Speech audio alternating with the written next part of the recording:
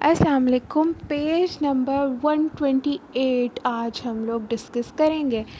Page number 128 पे जो topic है उस पे मूव करने से पहले ज़रा थोड़ा सा ऊपर पेज नंबर 128 के बिल्कुल ऊपर आपको लिखी हुई कुछ लाइंस नज़र आ रही हैं, जिसको मैंने यहाँ पे ये भी लिख दिया है कि ये क्या है, law of conservation of energy को बेसिकली इन लाइंस में डिफ़ाइन किया गया। आप भी इसी तरह से लिख लें कि ये law of conservation of energy है और यहाँ पर हम लोगों ने डिफ़ाइन किया हुआ है law of conservation of energy को। क्या है यहाँ पे लिखा हुआ, during the inter conversion of energy, जब एनर्जी की आपस में इंटर कन्वर्जन हो रही होती है, मतलब फॉर्म्स एक से दूसरे में चेंज हो रही होती हैं, ठीक है। During the inter conversion of energy from one form to other form, एक शक्ल से एक फॉर्म से दूसरी फॉर्म में, the total energy at any time remains constant, किसी भी वक्त जो टोटल एनर्जी होती है वो कांस्टेंट रहती है, मतलब ना उसमें कमी आती है ना उसमें कुछ ज़्यादा होता है, बल्कि जो टोटल एनर्जी होती है बेशक उसकी फॉर्म चेंज हो रही है लेकिन टोटल एनर्जी हमेशा हमेशा सेम रहती है। इसे हम कहते हैं लॉ ऑफ एनर्जी कंजर्वेशन। उसके बाद हम अगले टॉपिक की तरफ मूव करेंगे जो है मेजर सोर्सेज ऑफ एनर्जी। यहाँ पे हम कुछ ऐसे सोर्सेज डिस्कस करेंगे जो एनर्जी बहुत ज़्यादा प्रोवाइड करते हैं, जिसकी वजह से उन्हें मेजर सोर्सेज कहा जाता है। इसके लिए हम लोग यहाँ पे पढ़ते हैं सबसे पहले कि हमारे पास उसने लिखा क्या है, the energy we use comes from the sun.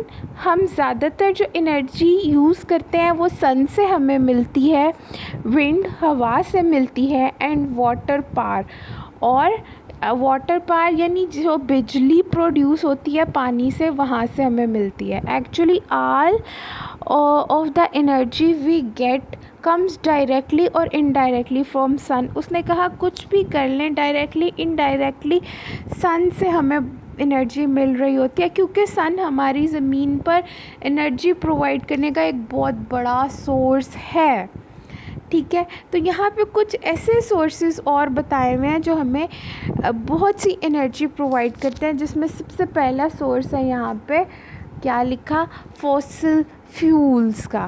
Fossils क्या होते हैं और उसका फ्यूल क्या होता है, इसको अब हमने इसमें डिस्कस करना है। नीचे गिवन पैराग्राफ में उसने बताया, we use fossil fuel such as coal, oil and gas to heat our houses and run industry and transport.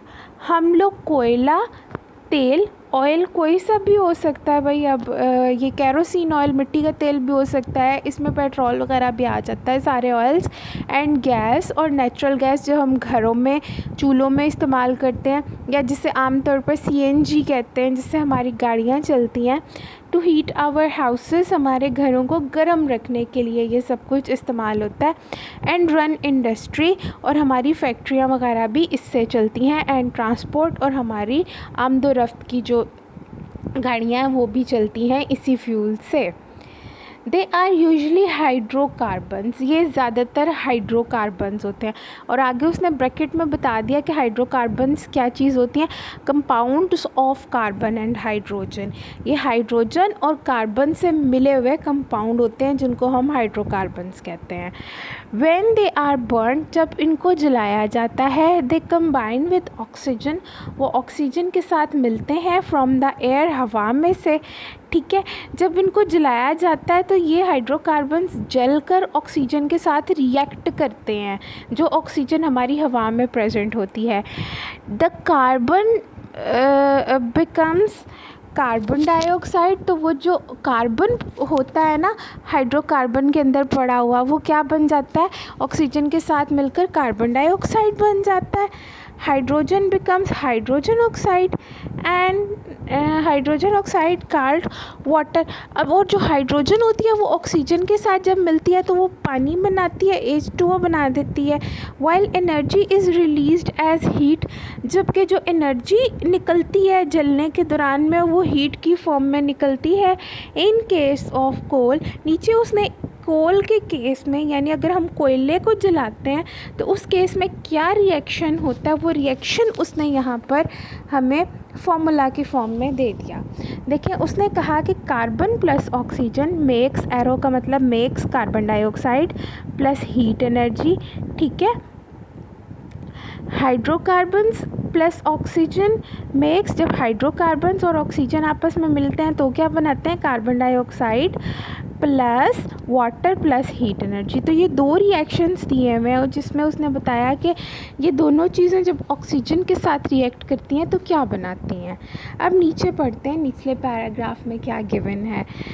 The fossil fuel took many of the years for their formation। जो fossil fuel होते हैं वो बनने के लिए बहुत साल लेते हैं, क्योंकि ये नेचुरली प्रोड्यूस होते हैं फॉसिल्स, तो ये क्या है, बहुत साल लगते हैं, मिलियन ऑफ द ईयर लगते हैं इनको बनने में।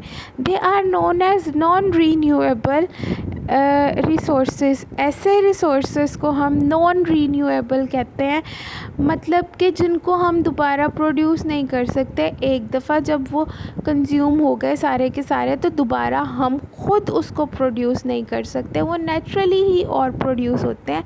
जैसे कोयले को या लकड़ी को एक दफ़ा जला दिया जाए तो वो ख़त्म हो जाती है, जल के राख बन जाती है, उस राख से दोबारा लकड़ी नहीं बनाई जा सकती। That is mean non renewable. We are using fossil fuels at very fast rate. हम लोग रोज़ बरोज़ बहुत तेज़ी के साथ फॉसिल फ्यूल्स को इस्तेमाल कर रहे हैं। There use is increasing day by day. इनका जो यूज़ है, इनका जो इस्तेमाल है वो रोज़ बरोज़ बढ़ता जा रहा है। To meet our energy needs, जिससे हम अपनी एनर्जी की ज़रूरत पूरी कर रहे हैं। If we continue to use them at present rate, अगर हम लगातार इसी रफ्तार के साथ इनको इस्तेमाल करते रहे, दे विल सून बी एक्सट्रांस्ड, ये बहुत जल्द ख़त्म हो जाएंगे। एक्सट्रांस्ड मीन्स सफ़ाई हस्ती से मिट जाना, ख़त्म हो जाना मुकम्मल तौर पे। वंस देयर सप्लाई इज़ एक्सट्रांस्ड, एक दफ़ा अगर इसकी जो सप्लाई है, इसका जो मुहैया करना है, इसका जो हमें मिलने वाली है, ये ख़त्म हो गई तो क्या होगा, the world would face serious energy crisis. तो दुनिया को बहुत सीरियस किस्म की एनर्जी के क्राइसिस यानी नुकसानात को फेस करना पड़ेगा, नुकसानात का सामना करना पड़ेगा। नेक्स्ट ऊपर देखें इस पैराग्राफ में, ये सारा याद करना है। किसी बच्चे ने अब ये नहीं क्वेश्चन पूछना कि कितना करना है, ये सारा याद करना है, कुछ नहीं छोड़ना है इसमें से। अगले पैराग्राफ में ऊपर देखें क्या लिखा हुआ है।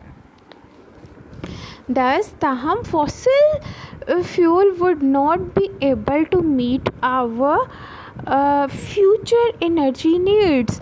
fossil fuel हमारे मुस्तकबिल में आने वाली चीज़ जो एनर्जी की ज़रूरियात है उनको पूरा करने के काबिल नहीं है, क्योंकि अगर हम एक ही दफ़ा सब इस्तेमाल कर लिए, जैसे सारे जंगल कट रहे हैं, जंगल ही जंगल सारे कट गए, तो फिर लकड़ी कहाँ से आएगी।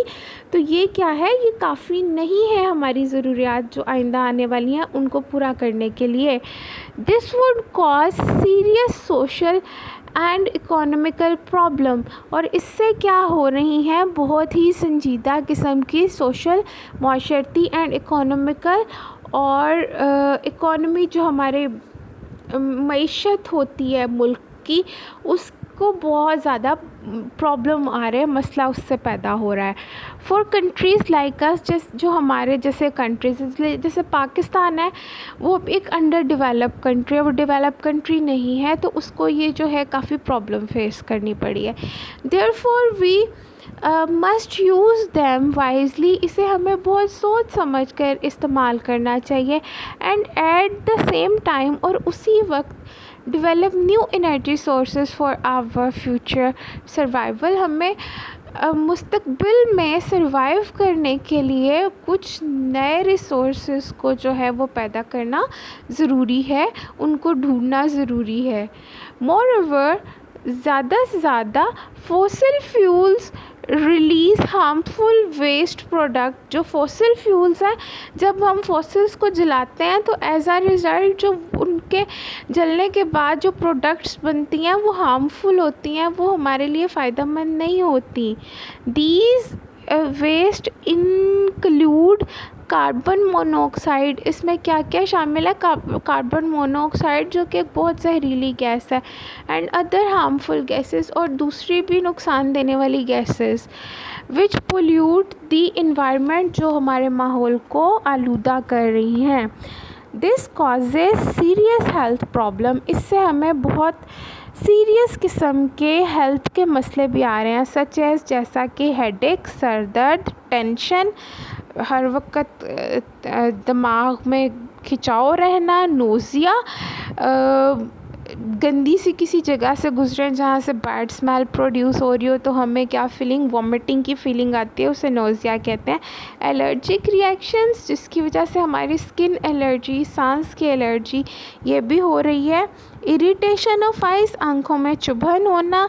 नोज़ एंड थ्रोट, हमारा नाक और जो गला है उसका इन्फेक्ट होना भी इसमें शामिल है। Long exposure of these harmful gases, बहुत ज़्यादा देर तक एक्सपोजर करना, सामना करना इन हार्मफुल गैसेस का में कॉज अस्थमा, वो हमें अस्थमा का भी, सांस के रुक जाने का ये एक बीमारी होती है, उसका भी सबब बन सकता है। लंग्स कैंसर, हमारे फेफड़ों में कैंसर हो सकता है। हार्ट डिजीज़, दिल की बीमारी लग सकती है इससे, and even damage our brain, और हमारा दिमाग भी इससे डैमेज हो सकता है। Nerves and other organs of the body, जिस्म के बहुत से ऑर्गन्स इससे जो है वो डैमेज हो सकते हैं। ठीक है, नेक्स्ट इज़ न्यूक्लियर फ्यूल। ये भी एक नॉन रीन्यूएबल एनर्जी सोर्स है, जिसको इसीलिए यहाँ पर मैं डिस्कस करने जा रही हूँ। इसको हम पढ़ते हैं।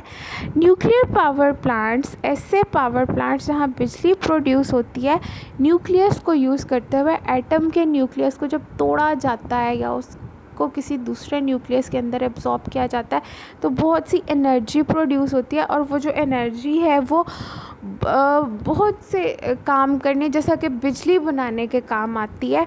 तो ऐसे पावर प्लांट्स जहाँ पे न्यूक्लियर एनर्जी को यूज़ किया जाता है वो न्यूक्लियर जो है पावर प्लांट्स होते हैं।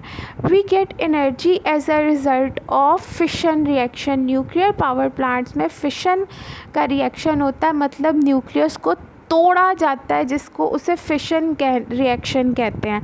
ड्यूरिंग फिशन रिएक्शन, इस फिशन रिएक्शन में हैवी एटम्स, काफ़ी ज़्यादा बड़े बड़े एटम्स, मतलब जिनके एटॉमिक मैसेस बहुत ज़्यादा होते हैं वो हैवी एटम्स होते हैं, जैसे कि such as uranium atom. Uranium का atom split up into smaller parts, छोटे टुकड़ों में तकसीम किया जाता है, तोड़ दिया जाता है, releasing a large amount of energy, और इससे बहुत ज़्यादा एनर्जी निकलती है। Nuclear power plant give out a lot of nuclear radiations. जो न्यूक्लियर पावर प्लांट हैं वो अपने अंदर से बहुत ज़्यादा न्यूक्लियर रेडिएशंस, शुआएँ निकालते हैं। ठीक है, शुआएँ निकालते हैं, and vast amount of heat, और बहुत ज़्यादा हीट की अमाउंट भी। अ पार्ट ऑफ दिस, इसका कुछ हिस्सा ऑफ दिस हीट, उस हीट का is use to run power plants, वो पावर प्लांट्स को चलाने के लिए इस्तेमाल होता है जहाँ बिजली प्रोड्यूस होती है। वाइल लॉट ऑफ, जबकि बहुत ज़्यादा हीट गोज़, जो कि हीट जो है वो कहाँ जाती है, वेस्ट इनटू द एनवायरनमेंट, वो हमारे इर्द गिर्द के एनवायरनमेंट में चली जाती है।